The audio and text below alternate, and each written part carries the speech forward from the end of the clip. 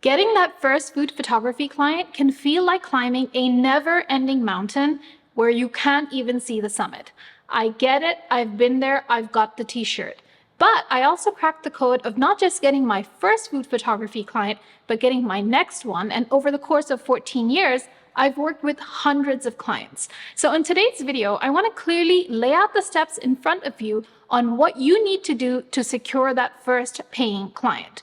Because once you've got that first client, it's really a rinse and repeat system to a booked calendar. So let's jump straight into the steps.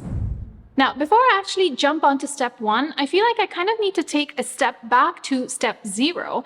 And that is just to say quickly that you need to be able to take good photos. And not just good average photos, but really good photos, because at the end of the day, you want your client to pay you thousands and thousands of dollars. So you need to have photos that are actually worth that amount and more. Average is actually not an option, and I have a whole playlist down below in the description box, including this video over here if you want to get my free tips on improving your lighting, your composition, as well as your editing skills, which really are the bread and butter of good photos. So having said that, let's move on to step number 1, and that is to have a very clear idea of your niche. You basically want to zone in on one particular area. So you're not just a photographer, but what is your focus within the photography realm? If you're watching this video, it's likely you're a food photographer, but can you actually niche down any further than food photographer?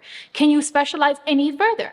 Maybe you can focus on restaurant photography. Maybe you can focus on working with beverage brands in particular, and maybe you could even niche that further into, say, non-alcoholic beverage brands. So a great example of somebody who's really niched down is Alia, and if you look through her Instagram feed, you can see that she's clearly a photographer, but not just any photographer. She specializes in drinks and beverage photography, and even more specifically in non-alcoholic beverages. And then same goes for her portfolio. Now, does that mean that she can't take pictures of food? No, absolutely not. Does that mean food clients won't get in touch with her? Absolutely not.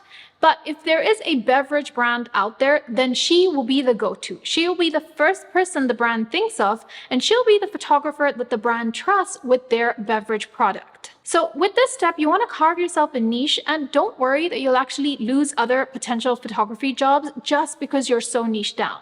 All right, so once you've got your niche ready, let's move on to step number 2, and that's to create a portfolio that attracts this ideal client. Now, the operative phrase here is ideal client. By now, you should already know what your niche is. You know exactly the kind of client that you should be targeting with your images.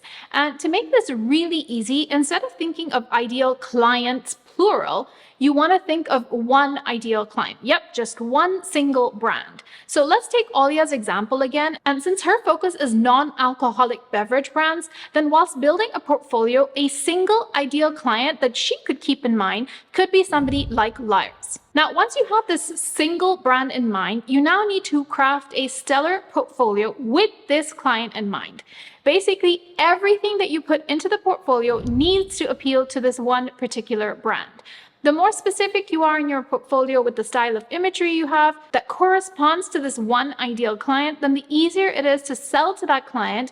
And instead of having to verbally sell on a sales call or even in an email, because your portfolio is so hyper-targeted, it's actually going to do most of the selling for you and help to build that trust with your client before they even get in touch. Now, in order to craft this portfolio, you're going to need some photos that appeal to this target audience. So step number 3 is to head out to the grocery store or on Amazon and buy 10 different products from ideal clients. So in Alia's case, she's going to be scouring Amazon for 10 non-alcoholic beverage products. Now, once you've purchased these products, you're going to plan and conduct a photography shoot, personal project, where you'll take a minimum of at least 2, if not 3 images for each of these products. Remember, while planning and photographing, you want to bear in mind your original ideal client and the style of photography, the style of lighting, the style of propping, as well as editing that's going to appeal to that one particular brand.